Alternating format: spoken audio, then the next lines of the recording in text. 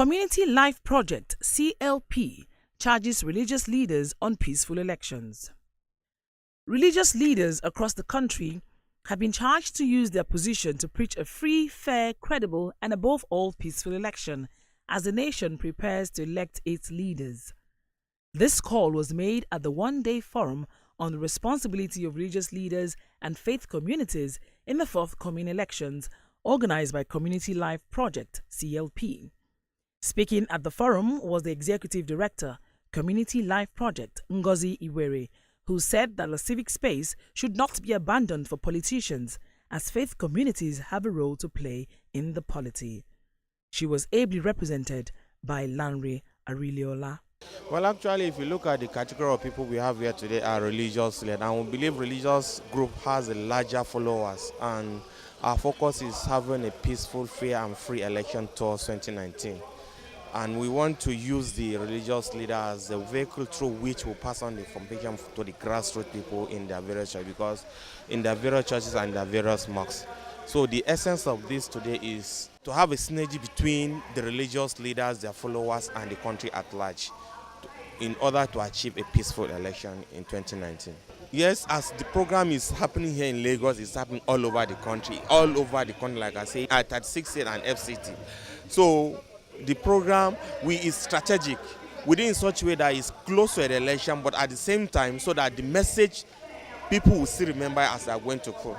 Speaking in one voice, representatives of the Christian and Muslim communities present also reiterated their commitment as stakeholders to spread the message across the nation, even as they believe that those who perpetrate violence during elections do not understand the teachings of the holy books. It goes to say that everybody is a stakeholder. Whether you are a politician, religious follower, religious leader, or whoever you are, we are all citizens of this country.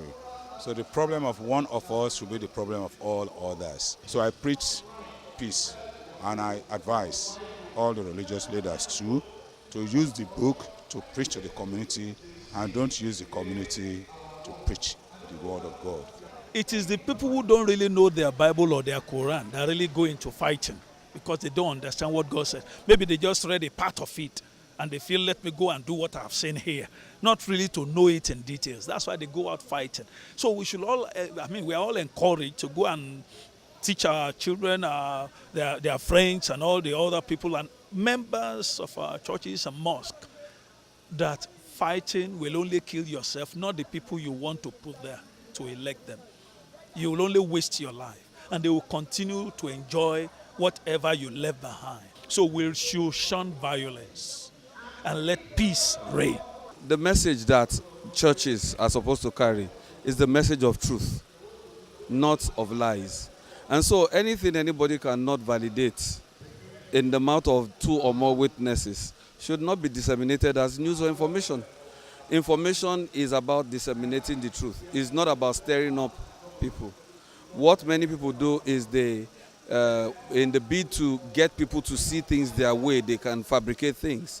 But the idea of church is to generate the spirit of truth in people.